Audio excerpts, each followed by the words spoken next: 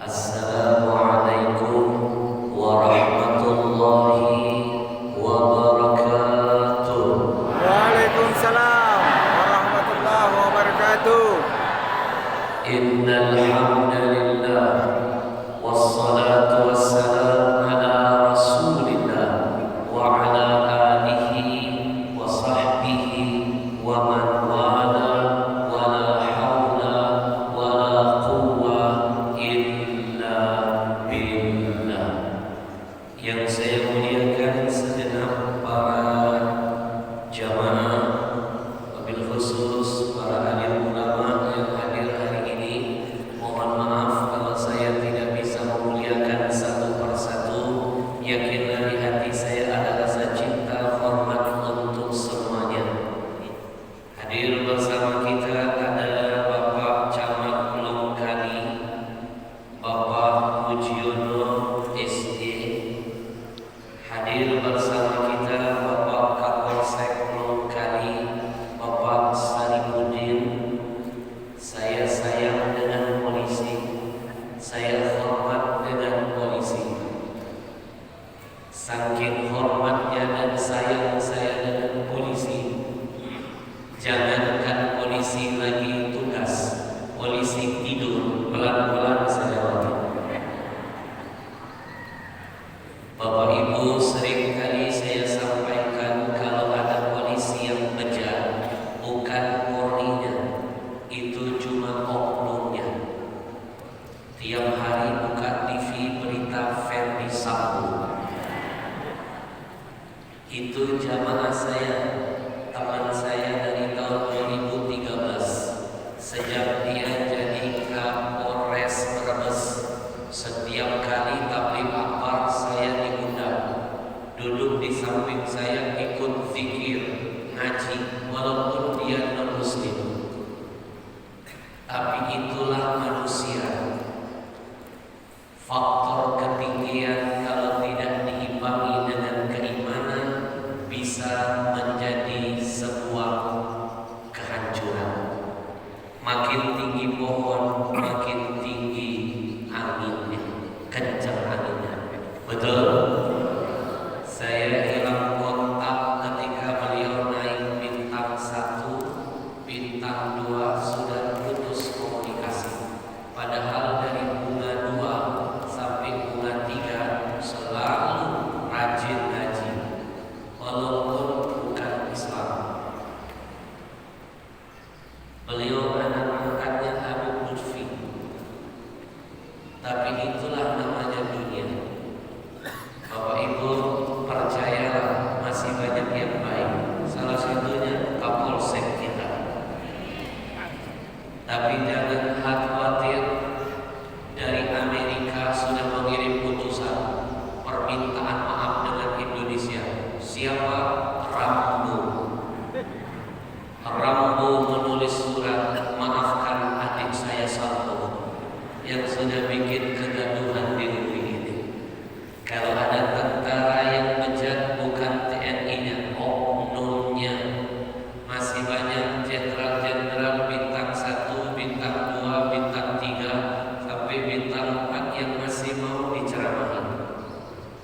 Kalau ada ulama yang bejat, jangan bilang ulamanya, itu oknumnya. Tapi kalau ada orang Islam jadi teroris,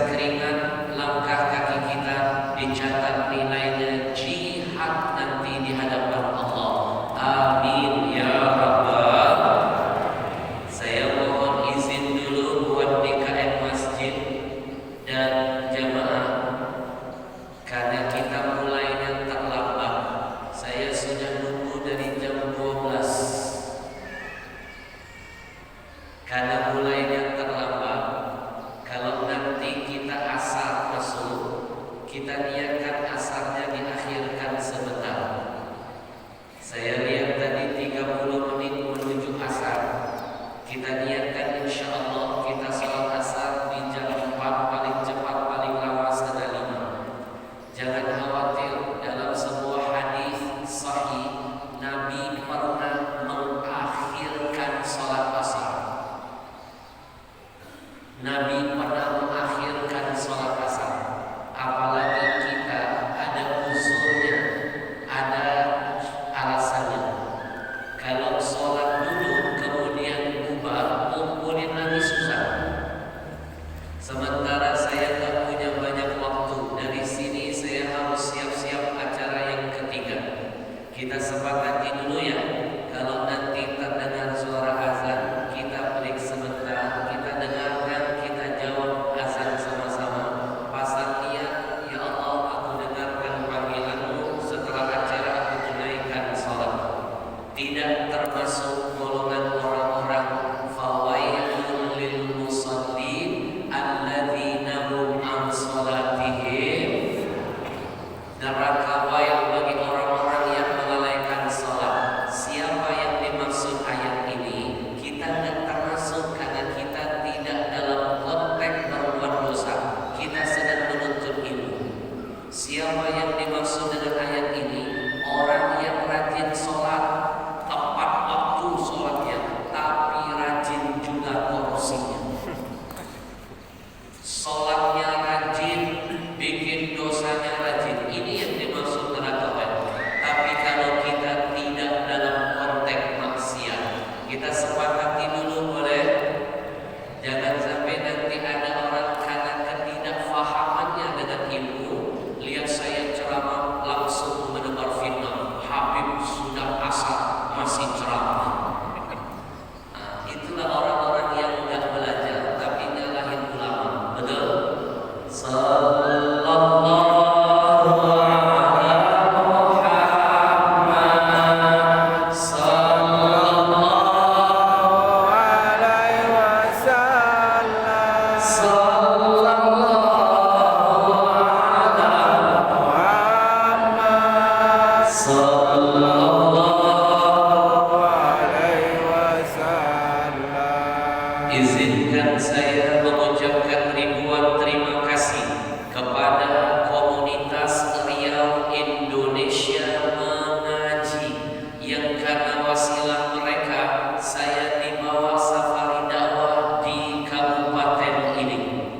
Kemarin saya dibawa ke Berau, dari Berau ke Kabupaten Bulungan.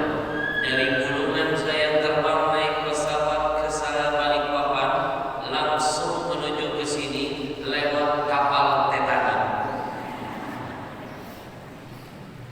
Bu, Ibu, sepanjang jalan menuju ke sini saya melihat ada kemiripan kampung ini dengan kampung saya di Arab. Apa yang mirip? Saya melihat pacaran sepanjang jalan masih ada pohon-pohon kurma. Sampai, Masya Allah, saya pikir kurma. Mirip. Bu, mereka komunitas Riau Indonesia Mengaji berkolaborasi dengan panitia setempat Baikar Subuhan. Mereka lah yang jadi sponsor acara hari ini. Bapak Ibu, jangan anggap remeh anak-anak muda ini. Mereka memang muda usianya.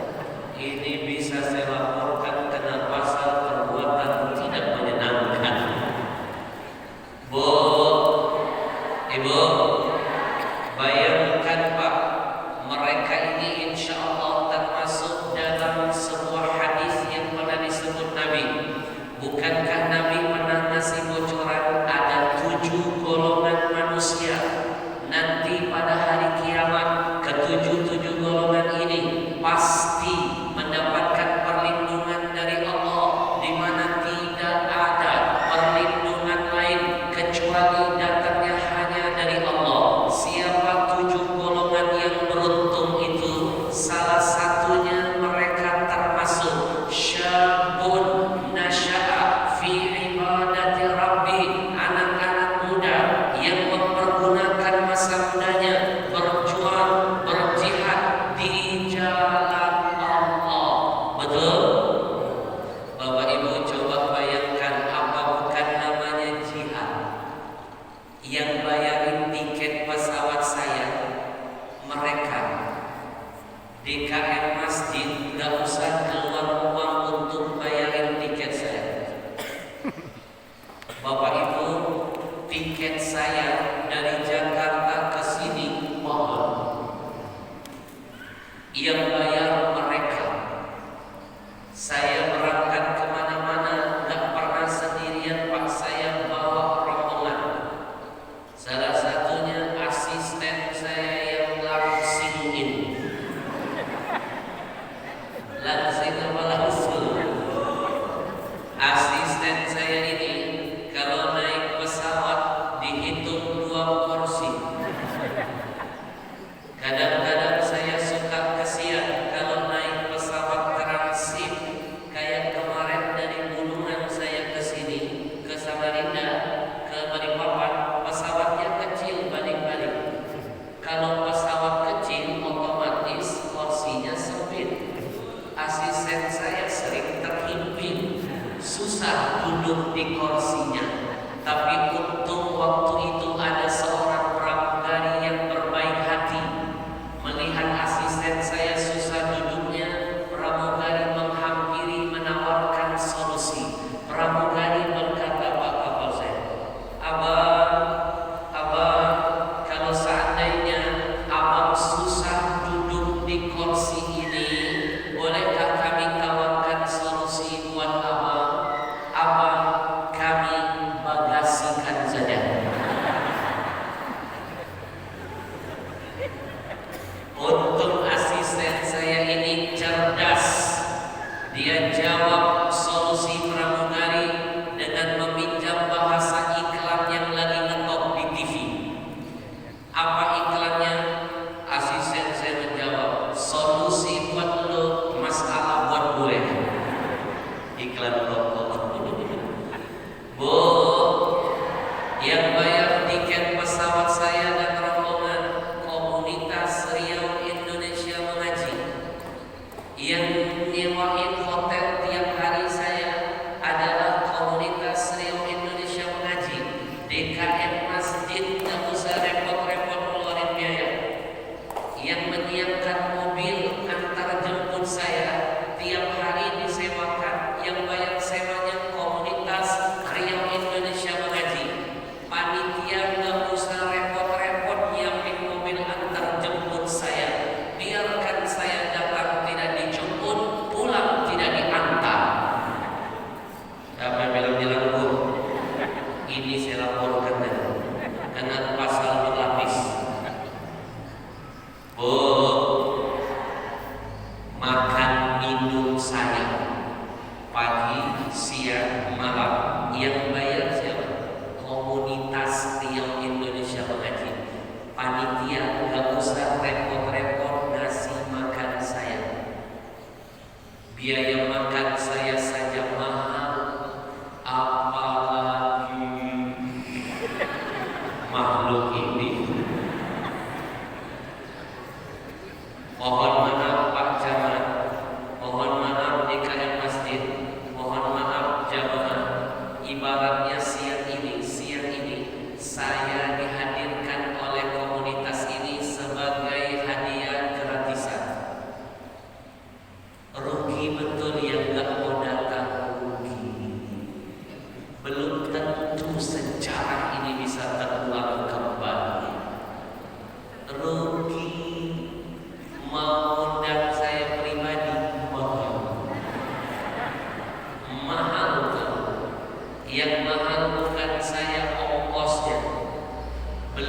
saya sampai di sini, panitia harus pergi ke Jakarta, main ke kantor kami, lihat dulu jadwalnya.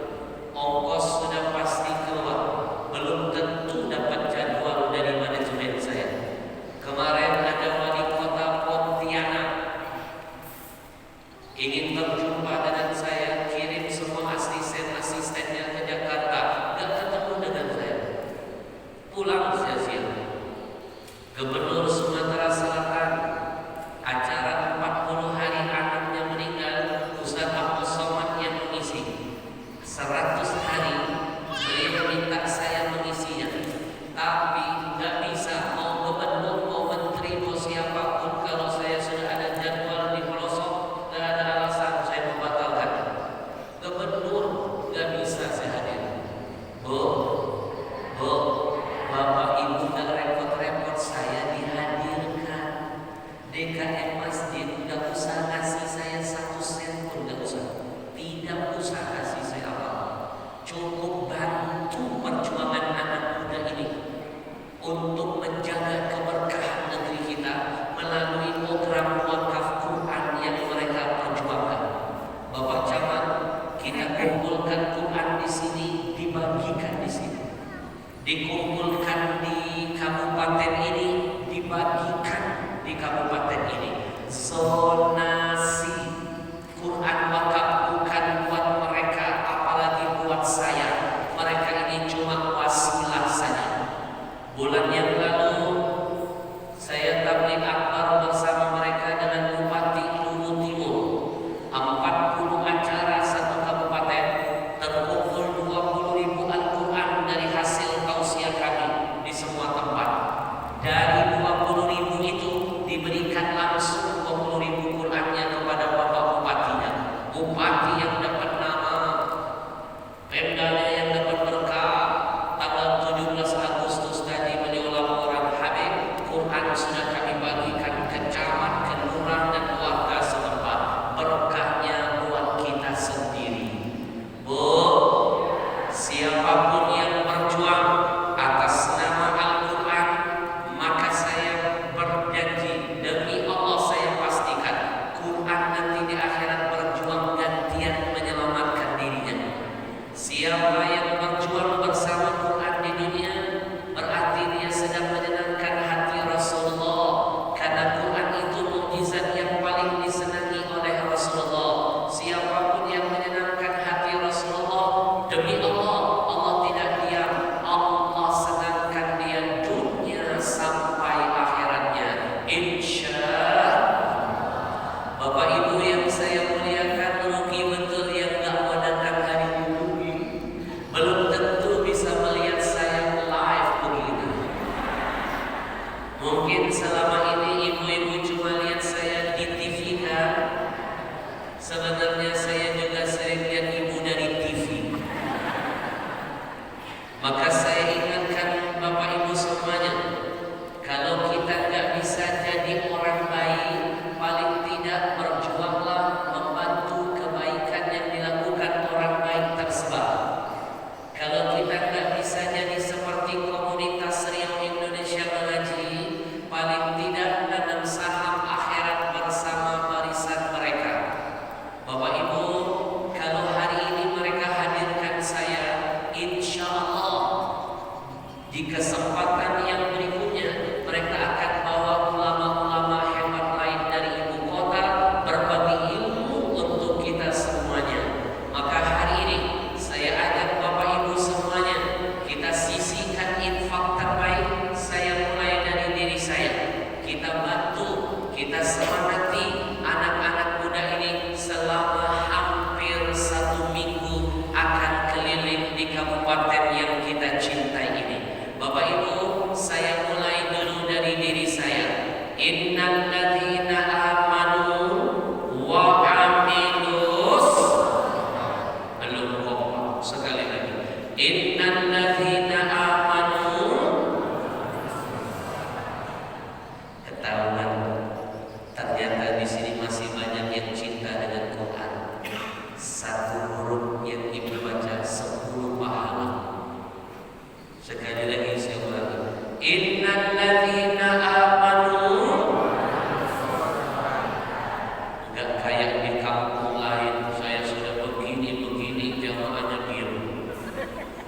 Tiba-tiba ada nenek-nenek duduk di belakang teriak, Shadaqallahul Azim.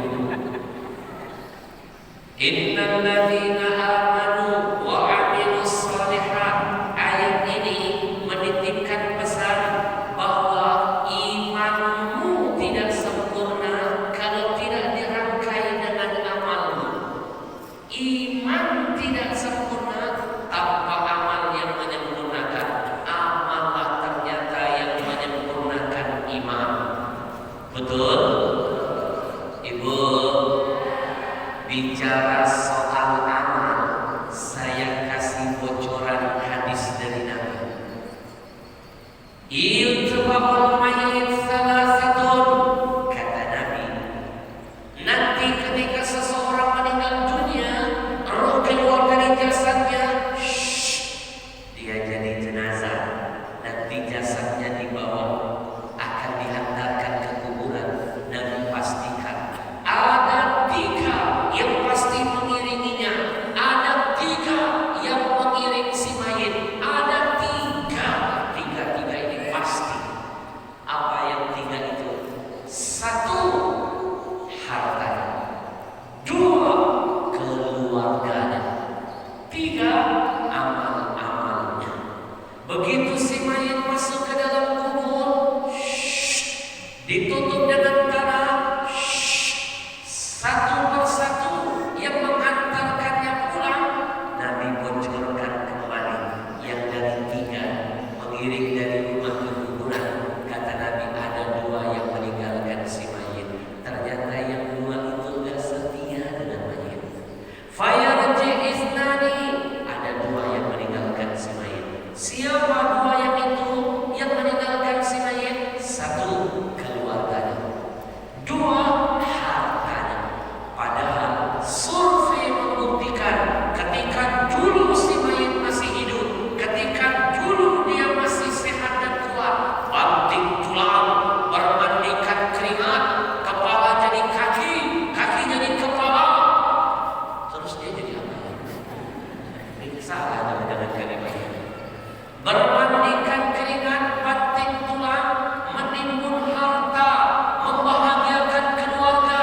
Begitu mayit jadi jenazah, harta yang ditimbun meninggalkannya. Keluarga yang sibuk dia bahagiakan semasa hidupnya melupakan si mayit. Tidak ada yang menemaninya di alam kuburnya.